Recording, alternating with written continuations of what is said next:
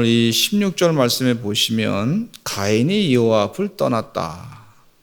동생 아벨을 죽인 다음에 가인이 죄를 짓고서 하나님 앞을 떠났다. 하나님 앞을 떠나가지고 살 수가 없는데 하나님 앞을 떠나가지고 세상 일에 집착을 한 것을 볼 수가 있습니다. 그래서 세상 일에 집착을 하는데 아내와 동침해가지고 에녹을 낳고 그리고 가인이 성을 쌓고 그의 성의 이름을 또 지어짓고 그렇게 했습니다. 하나님께서 일하시는 것이 아닌 사람의 방법으로 자기 문화를 만들고자 했던 걸 볼 수가 있어요. 하나님을 떠나면 하나님의 뜻대로 행하지 아니하고 자기 뜻대로 세상의 문화를 만들어서 거기서 만족을 누리고자 하는 것을 볼 수가 있습니다. 우리는 하나님의 뜻 안에서 살아서 하나님 은혜 가운데 사는 것이 축복인 줄로 믿습니다. 또 라멕은 또 두 아내를 취하게 되는데, 그러니까 가인이 죄를 짓고 난 다음에 그 후손 가운데 또 죄악된 후손이 계속 나오는 걸 볼 수가 있어요. 라멕은 아내를 둘을 취했다. 하나만 일부일처라고 볼 수가 있는데 둘을 취했다. 그렇게 볼 수가 있는데 이것은 성적인 문란함으로 볼 수가 있습니다. 이전에는 일부일초로 그렇게 살아서 하나님의 축복 가운데 한 가정을 잘 이루고 살았는데 이제는 둘씩이나 뒀단 말이죠. 그 세상의 욕심으로 그렇게 살게 됐다 하는 얘기죠. 하나님의 뜻을 어기고 자기 생각대로 욕심을 가지고 살았다. 그러니까 점점 죄악이 많아지게 된 것을 볼 수가 있어요. 영적 자녀를 낳는 것이 아니고 자신의 성을 쾌락의 도구로 쓰면서 불신앙의 문명을 만들어가고 있는 걸 볼 수가 있어요. 여기 야발, 유발, 두발가인 이분들은 다 풍부하다고 하는 그런 뜻을 갖고 있는데 이들은 부를 누리기 위해서 치열하게 노력하며 살아갔던 것을 볼 수가 있어요. 자기 이름을 높이고 자기 성을 쌓는 죄악으로 나아가게 되는 것을 볼 수가 있습니다.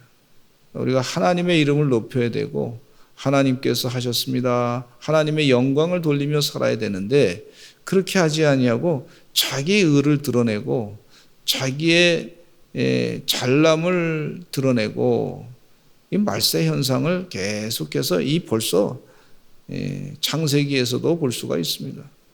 사람이 자기만 사랑하고 돈만 사랑하고 무정하고 부모를 거역하고 하나님을 떠나니까 그런 현상이 지금 계속해서 이 말씀 가운데 있는 것을 볼 수가 있어요.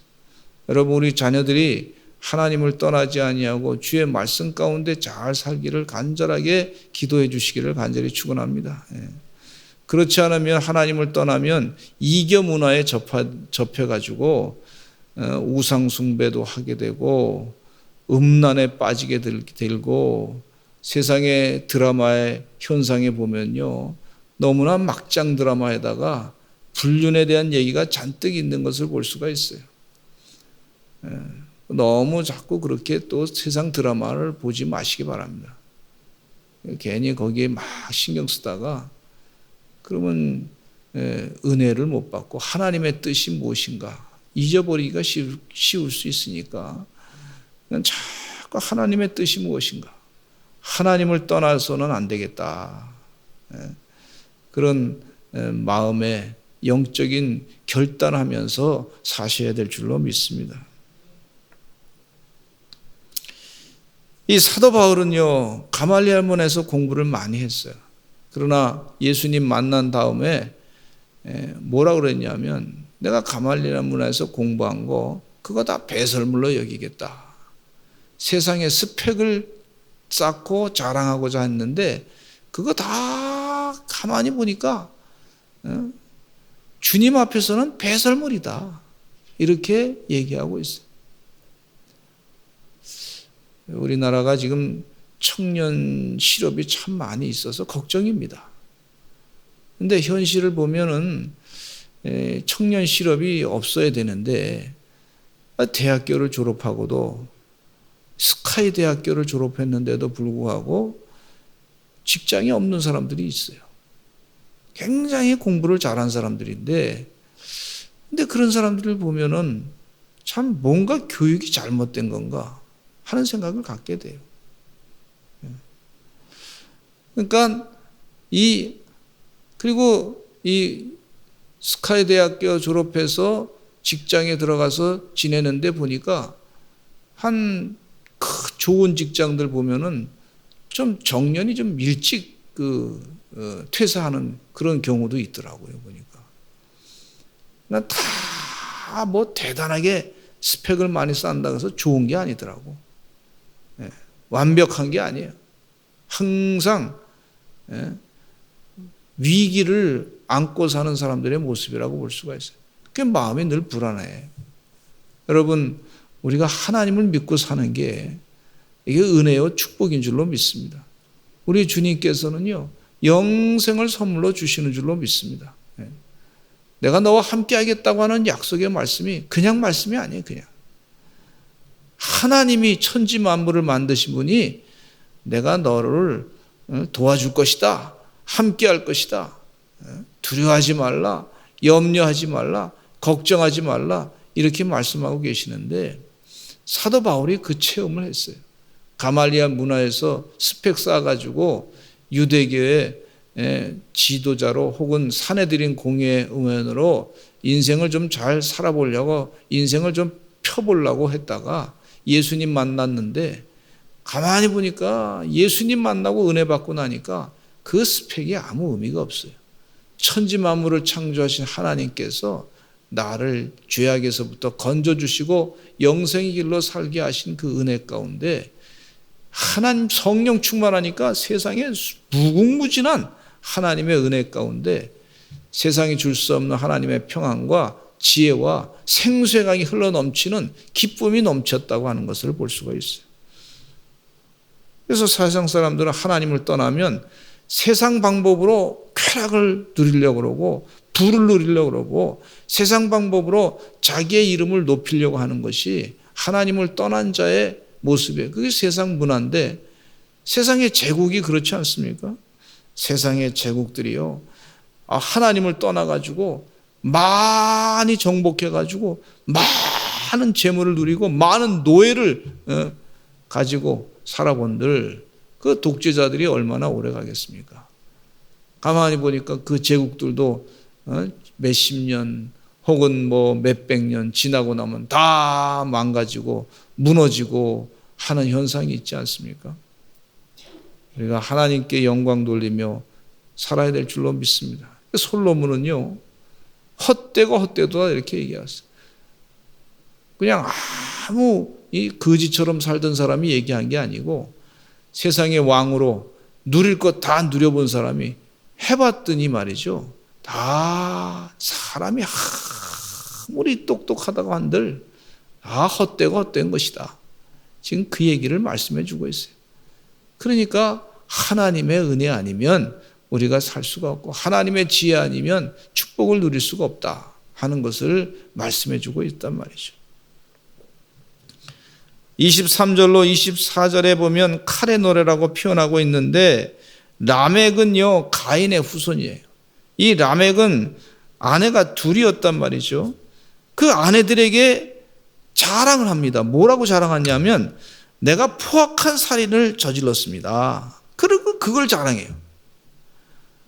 사람을 내가 많이 죽였습니다. 세상에 자랑할 거 없으면 왜 그걸 자랑하냔 말이죠. 이 기가 막힌 일 아닙니까? 자랑할 일이 우리가 사람 죽인 게 자랑할 일입니까? 이 라멕이라고 하는 사람이 그 자랑을 했단 말이에요. 그러면서 가인의 살인이 라멕의 살인까지 이어지면서 그 죄가 계속 자라난 것을 볼 수가 있는데 이 가인의 이 죄보다 라멕의 죄가 말이죠. 뭐라 그러냐면 벌이 77배로다. 사람을 죽였는데 그냥 죽인 게 아니라 내가 상처를 받았다. 라멕이라고 하는 사람이 상처를 받아가지고 사람을 죽였다. 나의 상함으로 말미암아 소년을 죽였다.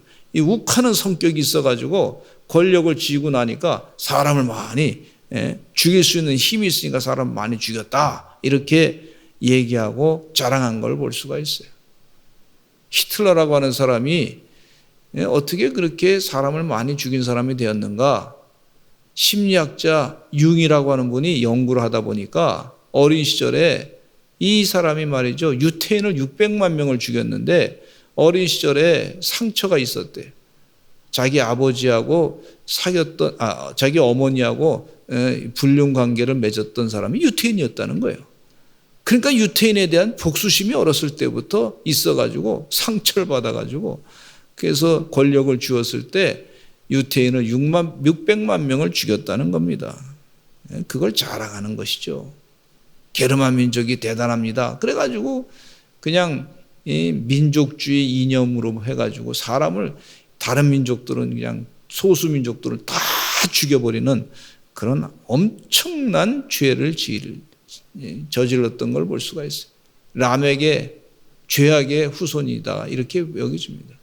세상의 공산주의자들 가운데 수많은 사람을 죽인 사람이 있어요. 모택동이 말이죠. 5천만 명을 죽였어요. 5천만 명.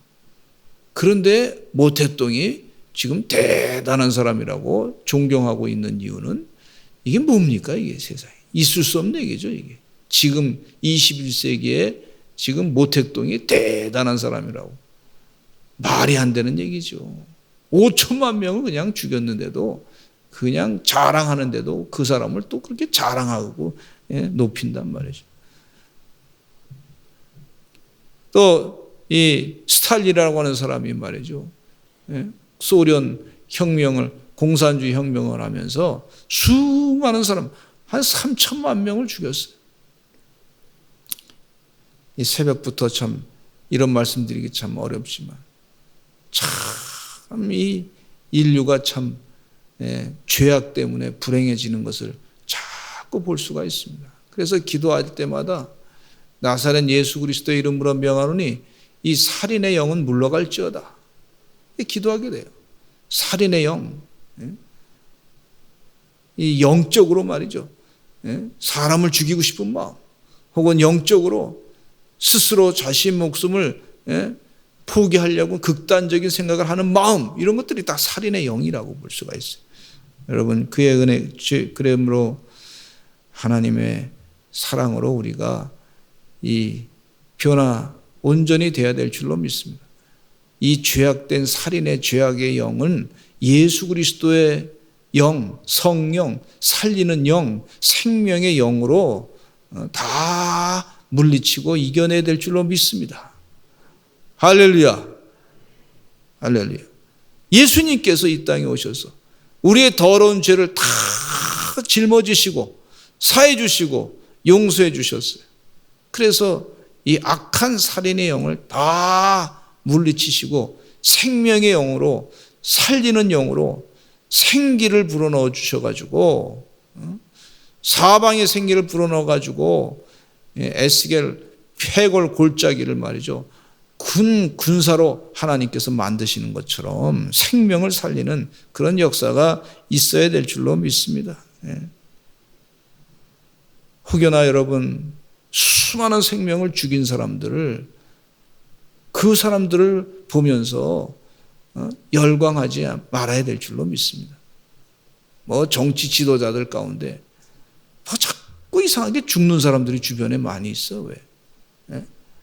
우리 그런 것은요 심각하게 생각해야 됩니다. 살인의 영, 가인의 이 후손들, 죄악의 영, 이런 것들이 있어요. 세상의 권력을 누리기 위해서 말이죠. 사람 목숨 우습게 생각하는 그런 지도자들은 우리가 심각하게 생각해야 돼요. 그런 사람을 지도자로 세운다고 하는 거 위험한 일입니다. 아주. 그래서 아벨 대신에 하나님께서 다른 씨를 주셨어요. 하나님은 또 하나님께서 일하시는 줄로 믿습니다. 25절과 26절에 보니까 가인의 자손이 6대손에 이르도록 여호와 이름을 부르지 않았어요. 근데 아담은 다른 신, 하나님을 부르지 않으니까 다른 신 셋을 낳아서 믿음의 계보를 이어가게 하시는 걸 볼 수가 있어요. 셋이 낳은 아들인 에노스의 이름의 뜻은 치료 불가능한 병든 상태 한계 상황이라고 얘기하고 있는데, 셋은 부유하고 강성한 가인의 아들들과는 반대로 인간이 전적으로 무능합니다. 하나님의 도우심 없이는 살 수 없습니다. 그런 뜻의 이름을 지어가지고 하나님 이름을 부르게 됩니다. 따라서 합시다. 하나님, 여호와 하나님, 예수님, 성령님, 이렇게 자꾸 불러야 돼요. 자비를 베풀어 주시옵소서, 은혜를 내려 주시옵소서, 하나님의 이름을 자꾸 아버지 하나님 도와주시옵소서, 자꾸 그렇게 부르시기를 간절히 축원합니다. 북한 땅에는요, 하나님에 대한 이름이 싹 사라졌어요. 그러니까 아주 가난한 나라가 됐어요. 그 가난한 나라가 또 뭐 하냐면 사람 죽이는 핵무기는 잔뜩 또 만들어내요. 이게 아주 죄악된 모습을 그대로 성경 말씀 그대로 람악의 그 모습. 근데 대한민국은요, 하나님 이름을 자꾸 부르고 새벽마다 깨어서 예수님 도와달라고 기도하고, 그러니까 하나님이 얼마나 기뻐하시겠어요. 아주 극명하게 나타내 주는 거예요. 역사적으로 극명하게 그걸 보여주고 있어요. 북한 땅에 가서 저 하루 살려고 하면 살 수가 없을 것 같아요. 답답해서 못 살 것 같아요. 지옥과 같은 것이죠. 감옥과 같은 것이죠. 한 사람만 편안하게 살고 거기 국민들, 다른 국민들은 다 감옥에서 사는 것과 같은 것이죠. 하나님의 이름을 자꾸 부르시기를 간절히 축원합니다. 인간의 한계를 철저하게 깨닫았을 때 하나님을 찾게 되고 부르짖게 되는 줄로 믿습니다. 과학을 공부하는 그 학자 가운데 아무리 연구해도 안 되면 하나님을 의지해야죠. 하나님의 지혜를 주셔야 되니까. 또 세상의 미래에 대해서 어떻게 좀 그것에 대해서 어떻게 살아보려고 애쓰는 사람도 결국은 사람이 아무리 노력해도 AI 인공지능이 발전해도 말이죠, 안 돼요. 하나님이 도와주셔야 돼요. 세상에 우리 이 전 세계에 있는 사람들이 말이죠, 코로나 바이러스가 뭐 이렇게 굉장히 사람들을 괴롭힐 줄 어떻게 알았어요? 그 아무도 예측하지 못했어요. 그걸 위해서 무슨 뭐 약을 준비하거나 뭐 연구해가지고 어떻게 하겠다고 미리 다 준비한 사람이 그렇게 없었단 말이죠. 하나님이 도와주셔야 되는 줄로 믿습니다. 하나님을 자꾸 부르짖고 기도하고 자꾸 할 때에 하나님께서 해결해 주시는 줄로 믿습니다. 우리 다 같이 교만하지 아니하고 겸손해서 하나님을 부르는 우리의 삶이 되게 해달라고 간절하게 기도하겠습니다. 하나님, 우리의 한계를 빨리 깨닫게 해주시고 내 힘으로 안 됩니다. 하나님의 도우심으로 됩니다. 그렇게 기도하시기 바라고, 지금 바깥에 눈이 많이 오는데 가실 때 길 조심하시고 넘어지지 아니하시고 주의를 조심조심 가시기를 바랍니다. 우리 다 같이 주여 많이 하시고 통성으로 기도하겠습니다. 주여